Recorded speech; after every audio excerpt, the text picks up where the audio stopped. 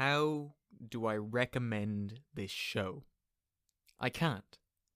It's too difficult. If someone asked me what made it so great, I'd probably respond with something along the lines of, never has something made me feel like such a piece of shit. This show will leave you wallowing in a pit of self-loathing. It's not an easy show to digest. It also doesn't sell itself well. Read its My Anime List description. Yeah. If you've seen it before and hated it, allow me to explain that the probable reasons for your hatred are actually what makes Kaze a masterpiece. What is the purpose of art? I suppose this is a personal matter, but by my standard, and one that seems to be pretty much accepted by those I know, is that art should convey emotion. It should use its medium to express human feelings which are not capable of being expressed as a statement. Most people want art that makes them feel good. It's why comedies and happy romances are so popular. People also want art that intrigues and challenges them. Your thrillers, mysteries, and the like. People want to be scared. People want to be sad. People want to hate. But they don't want to do all of these things vicariously. When some of these harder to deal with emotions become too real, people tend to recoil.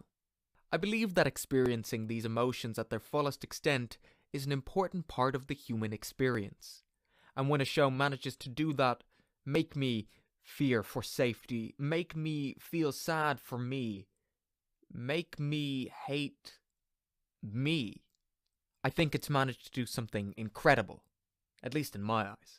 Kaze does that. And while it's what makes it fantastic, it also limits its appeal. But a misrepresentation of what it is certainly doesn't help. The incest anime that hates incest. This anime has an incestuous premise, and I, like many, was initially turned off by that. But that psychological tag eventually got the better of me, and I started watching the show. And thank God I did. This show does not portray incest in a positive light. In fact, it pretty much serves only to show how it can destroy the lives of those involved. The fact the girl is a minor only serves to amplify one's disgust with the main character, and thus oneself. When I see praise for this show, it usually comes in one of two forms. 1. People who are on board with the incest or age gap, which I would posit that if that's the case, you like something that basically shits on your viewpoint. Or 2. People who praise the show for taking its taboo topic seriously. And while I wouldn't entirely disagree with this, its representation of its themes isn't just serious, it's realistic.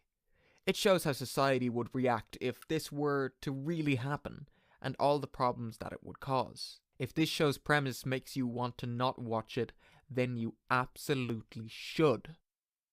Why it's so damn fantastic.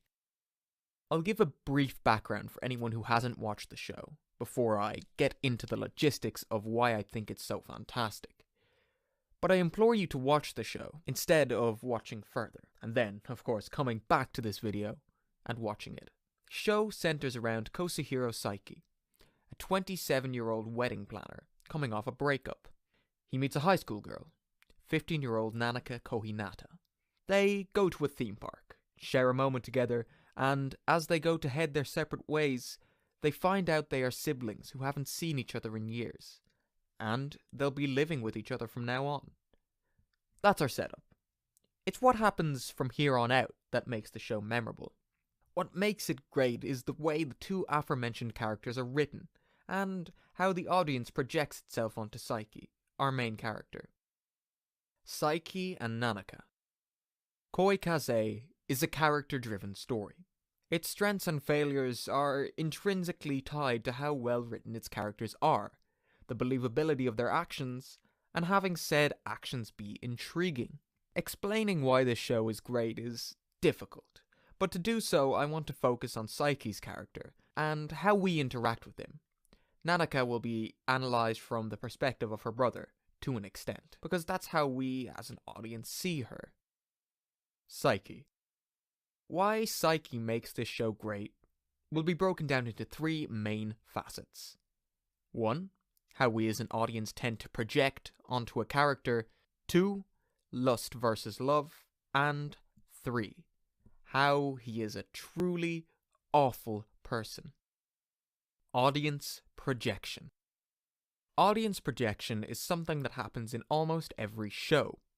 Whether or not a show is actively trying to use this to its advantage, you will always find the most relatable main character in a series you can, and then you experience the show's events vicariously through them. To the degree that this is true varies by show to show. Take something like Sword Art Online, where Kirito is written devoid of much actual character, so one can project extremely heavily onto him, and vicariously enjoy how great he is at literally everything. Kaze uses this idea. It has a very small cast of characters, which means that one has to latch on to one of perhaps 3 people. With Psyche being the only male character with a large amount of screen time, male audience members are made to experience the story from his point of view. But not completely. You see, Psyche has a significant personality, and as such, whilst we experience the story from his perspective, we vicariously feel the consequent feelings that come from doing things we would never do. For example, fucking your goddamn sister. We get to experience what it would feel like to do things that are, hopefully, against our moral codes. Keep this in mind throughout. Lust versus love. The idea at play here is that of tormenting infatuation. It's a fairly universal experience. You meet someone you're attracted to, and gradually they start occupying your thoughts on a regular basis. Should this lust be unrequited, then those thoughts can become tormenting, as you only wish for them to stop. Despite that, these feelings are almost impossible to consciously quell.